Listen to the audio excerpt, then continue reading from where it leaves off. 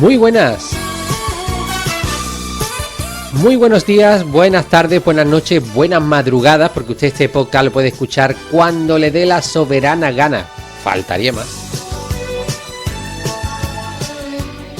Al micrófono Manuel de Besa.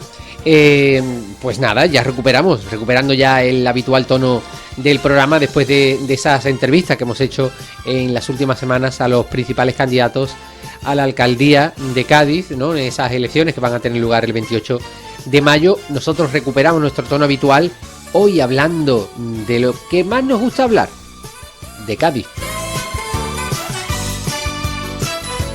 Además, todo un lujo, porque hoy hablamos de Cádiz con alguien que sabe muchísimo de Cádiz.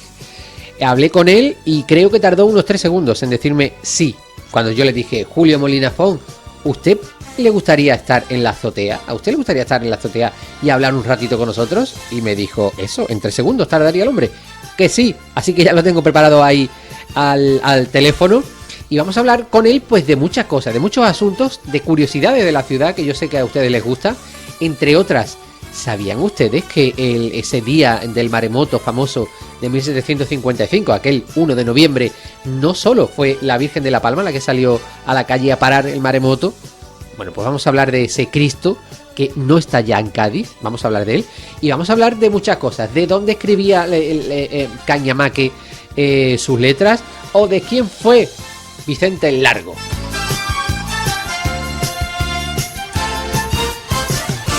Así que ya lo tengo al teléfono, ustedes preparados ahí, yo aquí, todo en orden. Abrimos la azotea ya. Bienvenidos. La azotea con Manuel de Besa.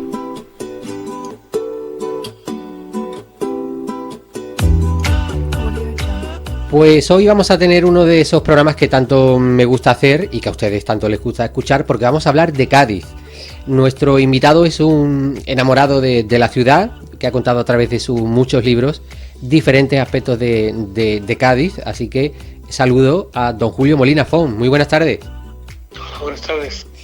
Julio, me he quedado sorprendido porque su madre llegó a ser alcaldesa provisional durante 2 meses en la Segunda República. ¿Cómo fue eso?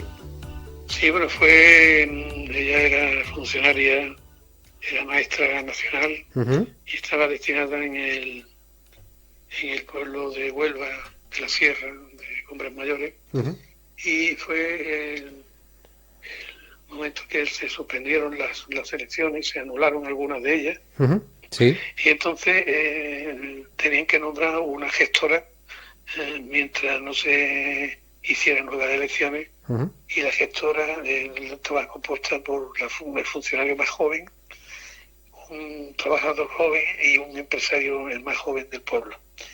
Y entonces, bueno, le tocó a mi madre, que no quería ni harta vino, que se lo pasó muy mal, ¿no? Claro. Pero vamos, eran los 3 los que tenían que llevar el ayuntamiento como alcaldes. Alcaldesa accidental, nunca mejor dicho, ¿no? Sí, totalmente. Y menos mal que duró poco, porque ella no hubiera querido hacer, ¿no? Claro. Pero eso lo obligaron a esto. Pero vamos, muy bien, pues creo que fueron 2 meses o 3 meses los que tuvieron así, ¿no? Pero que fue una de las impropio en aquella época, ¿no? Sí, claro. Mujer, pero claro, le tocó porque era la funcionaria más joven del municipio, ¿no? Reunía los requisitos. Julio, ¿ha sido usted, entre otras muchas cosas, ATS o practicante, ¿no? Que se dice aquí mucho en Cádiz, que es una palabra que está predestinada al olvido. Usted quería estudiar náutica y su madre le quitó un poco las ganas, ¿no? Sí, así fue. Entré en la escuela de perito industrial entonces, y empecé la carrera de perito industrial. Después al año siguiente, estaba en preparatoria, después fue selectivo, cambió el plan y ya se convirtió, en vez de perito industrial, que eran ingenieros técnicos industriales, que fue el cambio con la nueva escuela allí en la carretera del Parque, es una escuela que sigue en pie, pero que ya no tiene uso ninguno. Claro, la escuela náutica que está ahí, que lleva ahí, no sé yo, la de años que lleva También otra abandonada. escuela que queda ahí abandonada totalmente, que aprovecho para decir que esa escuela de náutica podían aprovecharla aunque fuera para un pequeño museo marítimo. Claro.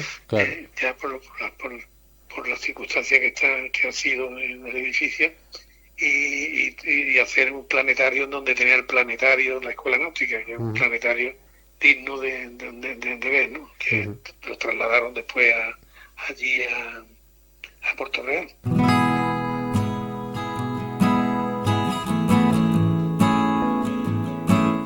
Bueno, pues si le parece, vamos a ir ahondando en ese Cádiz que usted también conoce y del que forma parte importante, como en cualquier ciudad, sus gentes, sus personajes peculiares.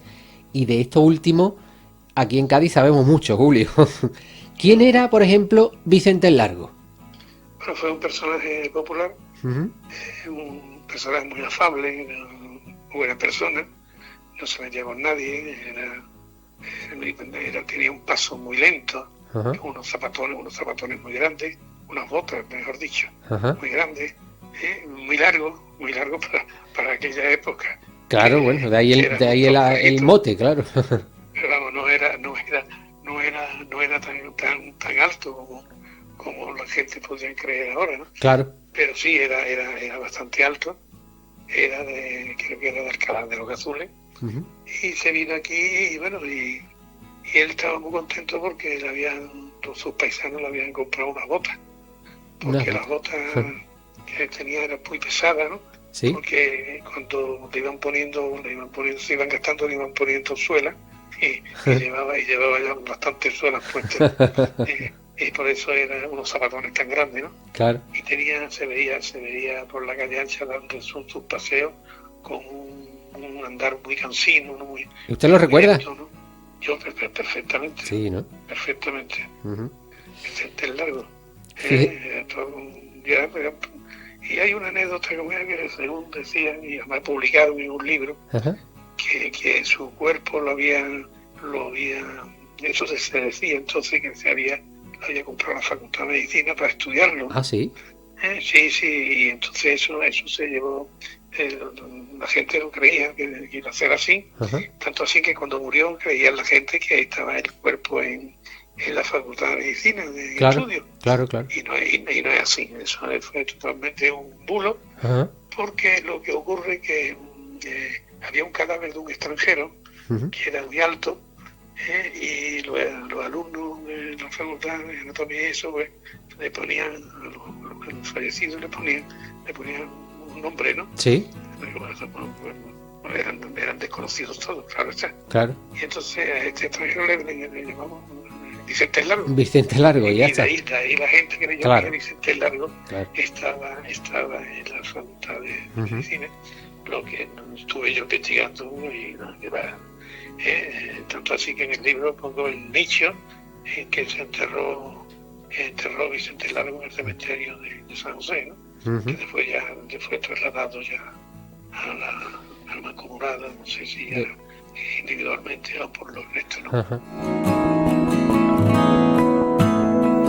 Fíjese, detrás de cada persona hay una historia que la inmensa mayoría de la gente no conoce, porque entre otras cosas tampoco tiene por qué conocer.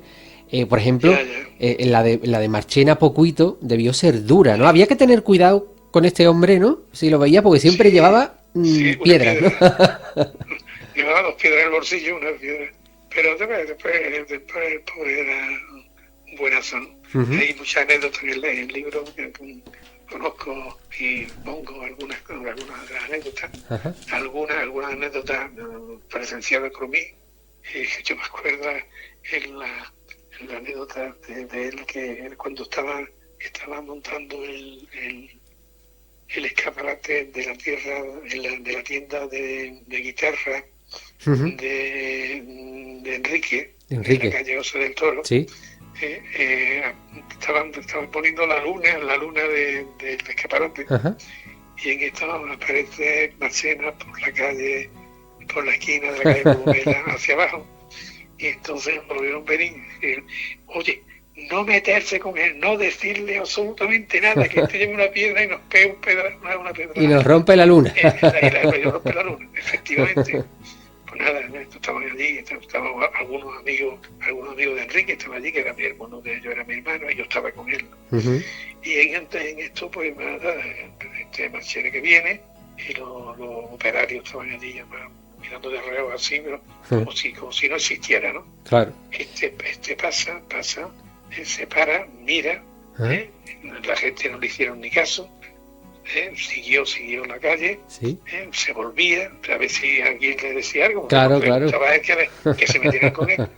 Llega a la esquina de los Tres Caminos, del almacén que había allí, el bar, ¿sí? Se vuelve, y nada, los operarios estaban allí con su faena, y los que estaban allí estaban, y entonces, como no le decían nada, hacían de cuando así como incitando a todos, sí, ¿no? sí. Sí, levantándose como los toreros, y nada, y no le hacían caso. Claro, él esperaba que le metieran ya en la ocinazo, pero ya nada. Entonces cogió boom y se fue por la calle en Cadena Zapata hacia Candelaria. Sí. Y no había torcido la esquina, llevaba 3 o 4 pasos, que siente los pelos estos. ¡Marchena, cabrón! Fíjate. Y no salimos corriendo todos, y nos metimos en La Vajilla, que era una tienda de curado, era de Luciano Curado, que vendía vajillas de cristalería y cosas de la cocina, y eso, pero que va, ya se fue. Madre mía, que aguante, ¿no? Que aguante también tenían estos personajes. Julio, otro de los libros que usted ha escrito giraba en torno a la crónica negra de la ciudad. Sí. Y en él cuenta, entre otros muchos casos, el crimen del baratillero, que además, sí, fíjese, las cosas de la vida, parte de la información la encontró usted en un baratillo. Exactamente. Qué bueno. El baratillo, eso fue un hallazgo bastante grande, porque yo empecé a escribir, ¿sí? Y yo conocía el caso, porque fue coetáneo, eso pasó en el año 1952. 52. En el 52 pasó, y estuve buscando, pero claro, yo no sabía en qué año fue. Entonces estuve buscando, no encontré tampoco el sumario, porque yo ese libro prácticamente lo hice con los sumarios de la audiencia provincial, ¿no? Y que estaban en el archivo. Y no lo encontré, por mucho que buscaba no lo encontré. Pero tenía mucho interés porque era un caso que causó mucho, fue muy curioso aquí en Cádiz. Hablaban la gente del envenenamiento del baratillero. Del baratillero, sí. Este fue un baratillero que en el tiempo después de la posguerra, los baratilleros se hicieron bastante dinero, porque como no había materia prima, claro, hierro, claro, todos los baratilleros pues tuvieron un gran negocio, ¿no? Y este hombre, bueno, prosperó y tenía un capitalito. Y tanto así, bueno, que se compró 2 chalés aquí en Puerta Tierra, en la avenida, claro, en Bahía Blanca, bueno, a la altura de Bahía Blanca. Entonces era el número 2 y el número 4, creo que era, de la avenida, que está en la misma esquina de la avenida junto con Santa Cruz de Tenerife. Eran dos chalés que eran todos iguales, todo eso fue la barriada obrera que le llamaban, que después, bueno, se convirtieron en chalés, y era muy muy vistoso porque los dos estaban recubiertos de azulejos sevillanos. Sí. Tanto así que tanto en el patio como en el interior tenía unos azulejos de pájaros y de vista. Tanto así que uno de ellos creo que él lo compró en el Camarón de la Isla, cuando tiraron el edificio, ¿no? Conservaron, bueno, lo sacaron los azulejos, ¿no? Eran tanto así que eran de colores la fachada y esto, y por eso le llamaban los cuartos baños, le llamaban la Los gente cuartos. de Cádiz. Sí, tú sabes que aquí siempre Sí, se le busca.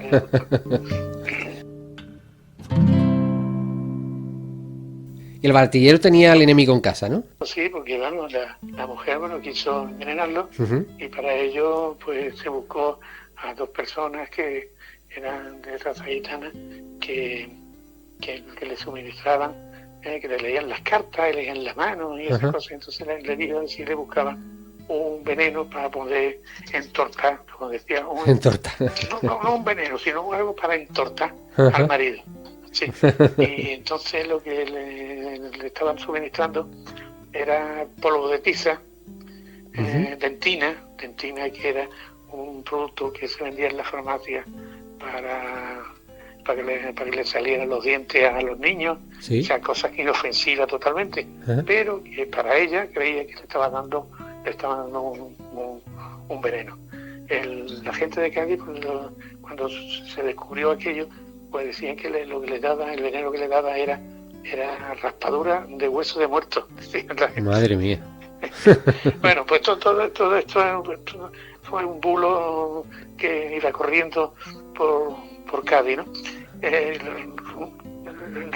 Resultando que se descubrió todo el pastel a cuenta de un comentario A que raíz hizo de los comentarios de una vecina, ¿no? exacto, una Tanto vecina envidiosilla, ¿no? de la gitana, y ahí se descubrió todo el pastel, ¿no? Tanto así que fue por intento, pero a la gitana no fue por estafa la que Ajá. la condenaron. El otro fue por intento de asesinato, Claro. pero el otro fue por estafa, ¿comprende? Porque claro, lo que estaba era estafándolo, ¿no? Y el juicio se celebró en el año 54. En el Pero 54. todo esto me acuerdo yo que estaba yo buscando a ver dónde podía yo encontrar información sobre esto. Ajá. Y un día en el Garadillo Sí. estaba lloviendo, entonces pasé por el puesto de Antonio. Ajá. Antonio es uno que ha muerto hace... Ah, sí, sí, claro. Sí, Y la madre, ¿no? es la madre, eso es una melena. Y entonces yo pasé y vi un libro.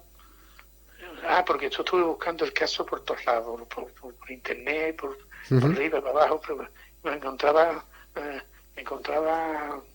números sueltos, pero vamos, de eso no encontraba nada. Claro. Entonces al abrirlo así, veo que un libro verde, así encuadernado, Ajá. entonces al abrirlo así veo que es el caso. Y le digo, ay, esto me interesa a mí, ¿cuánto que vale? Y me dice, 20 euros. Y digo, no, eso es medio. Bueno, pues dame 18 euros. Digo, venga, vale. Y entonces la madre dijo, no, 18 no, 20 euros. Y decía, no, este señor ya me ha dicho 18 y ya se quedan, le he dicho 18 y ya se quedan 18. Bueno, pues nada, le doy los 18 euros, me da una bolsa de plástico, meto el libro y ni lo abro. Y me voy para casa. Y mire por dónde, cuando llego a casa, abro el libro, empiezo a hojearlo y veo uno de los artículos.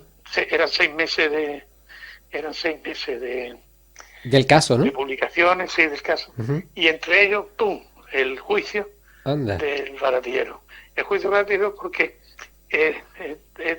eso fue en el 80, en el 54, ¿no? 4. Pero en el 50, hasta el 54 no se publicó, en el 52 no se había publicado todavía el caso. Con lo cual, claro, no venía, ¿no? No podía encontrarlo porque no se había publicado todavía. Qué bueno. Y ahí pues encontré bastante información sobre cómo se desarrolló el juicio del caso del Baratillero, ¿no? Así que vemos que él había comprado 2 nichos en el cementerio de propiedad para cuando se muriera la mujer. Fíjate. Y tanto así que uno de los hermanos que fue a visitar la tumba, que fue por la tarde, pues se metió en el otro nicho. No me lo puedo creer. Y se quedó dormido. Y a las 12 de la noche, dando gritos, pues ya el conserje del cementerio Llegó allí y dijo, ¿cómo qué pasa aquí? El susto que le llevaría cuando vio a este hombre que estaba metido en el Madre otro mía, bicho. pobre hombre.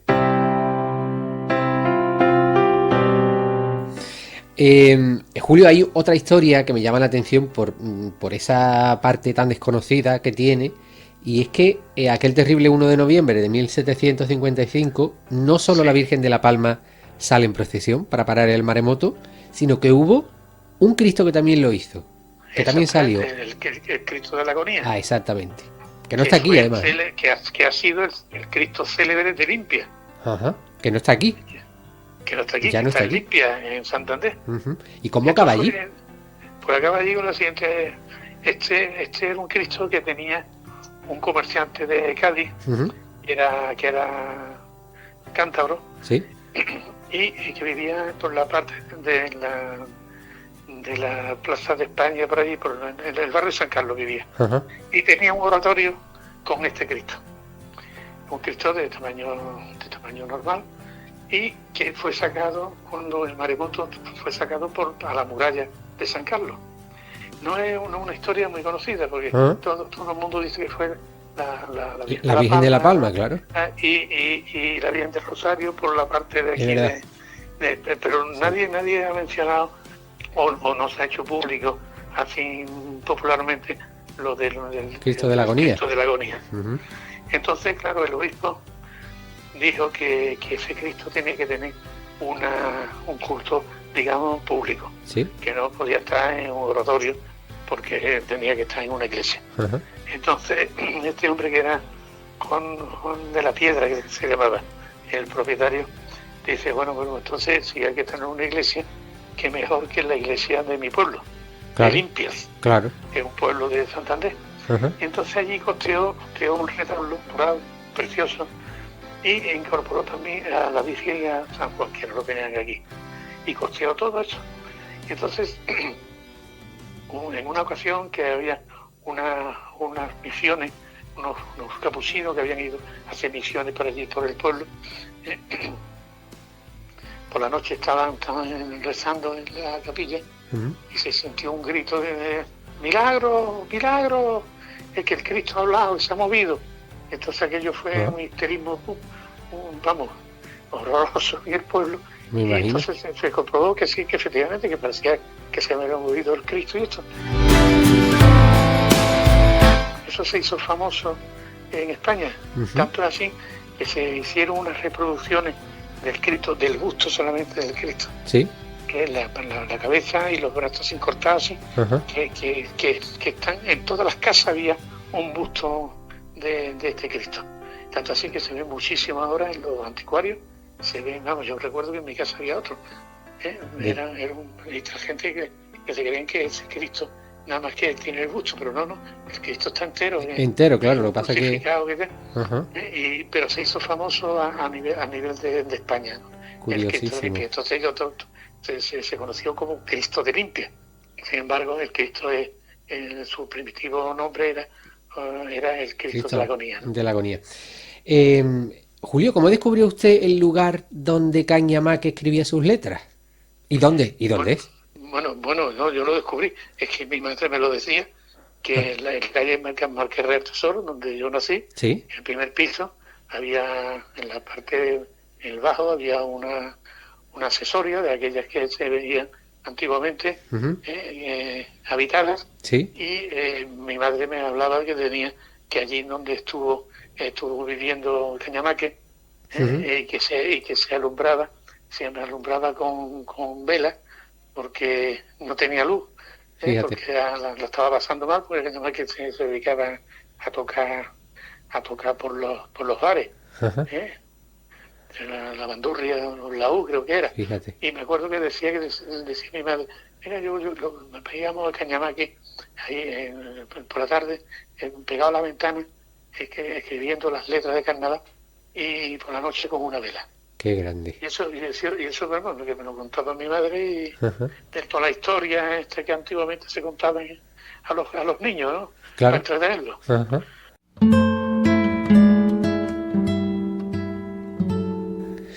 Bueno, otro de los libros que además creo que es de mis preferidos, que es el de los baches y bares de Cádiz. Sí, El proceso sería laborioso, ¿no? Porque aquí en Cádiz, si algo ha habido toda la vida, ha sido bares y baches, claro, ¿no? digo, sobre todo tiendas de vino, muchísimo. Claro. Bueno, que aquí se llaman tiendas, tenemos tiendas de vino y bache, Ujú. que en Jerez se llaman tabaco Sí. y se siguen llamando. En San Fernando le llaman Wishi, o le llamaban Wishi, Ajá. y en San Lucas le llaman taberna. Pero Bueno. todas eran unas tiendas de vino, ¿no? Tienda de vino, claro. ¿Usted recuerda cómo era las banderas, por ejemplo? El Sí, sí, primitivo, ahora la ahora bandera que ha sí. vuelto a abrir. Sí, bueno, yo ahora no he ido, Ajá. pero vamos, yo me acuerdo de la bandera cuando la tenía en su día, Ujú. Gutiérrez. Jesús, el de las banderas, exacto. Ajá. Ujú. Pues, no quisiera yo despedirme sin preguntarle por las cuestas de las puertas de tierra.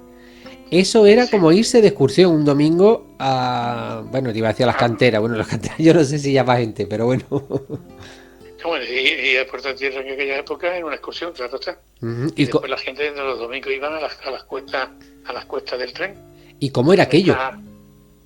Las cuestas del tren, bueno, esto la hemos conocido, las cuestas que eran la parte de donde estaban las casitas bajas, Ajá. eso es Sí. hasta la vía, era Sí. unas cuestas, y Ajá. ahí bueno, estaba medio arbolado, había vegetación y eso, y allí iba la gente a pasar la tarde o pasar el día, ¿no?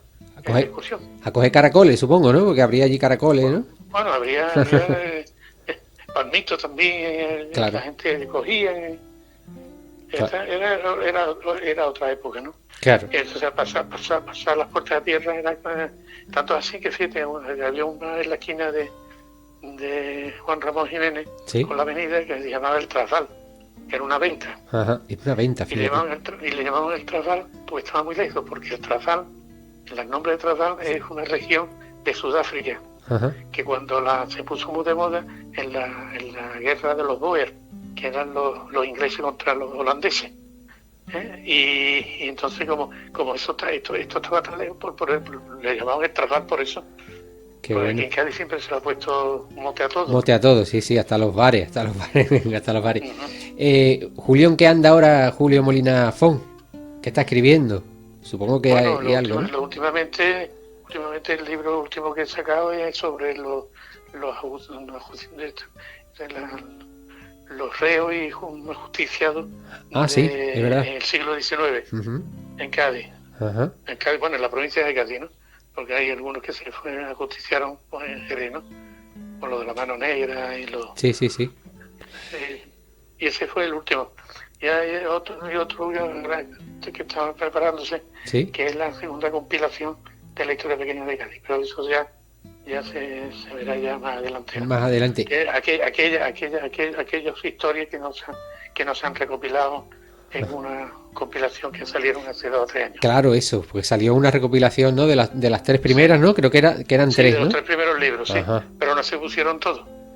Ya. Con lo cual, bueno, ahora vamos, todo el resto que quedó. Se siguen Pues, pidiendo, ¿eh? quedar. Que lo sepa. ¿Eh? Que se siguen pidiendo en las librerías. Sí, vamos, lo que dijo Antonio Burgos que iba a ser un long seller, ha sido profético. Sí, Fue sí, sí. profético en su día. Pues me alegro muchísimo.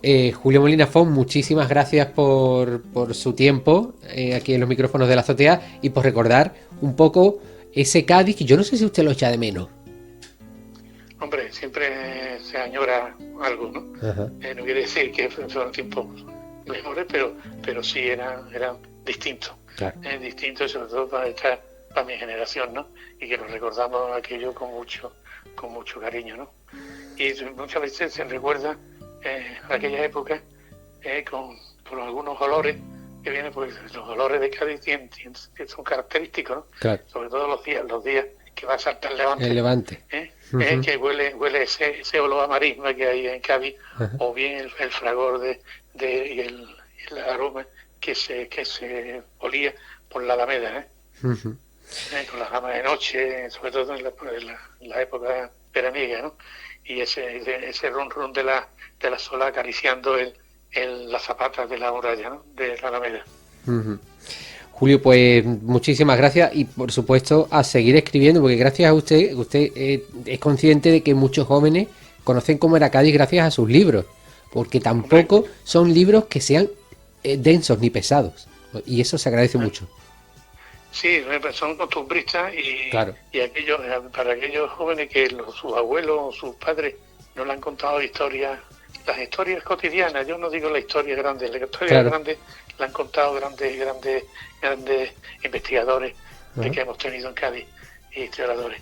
Yo me he dedicado a las historias pequeñas, a lo cotidiano, al día a día, a lo que se escucha en la calle, a lo que se ve en una esquina.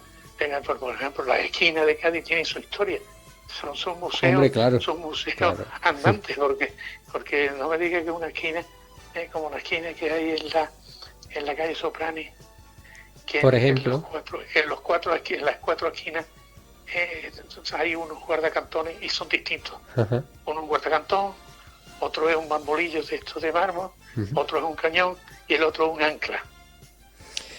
Pues lo dicho, muchísimas gracias, Julio. Vale, gracias.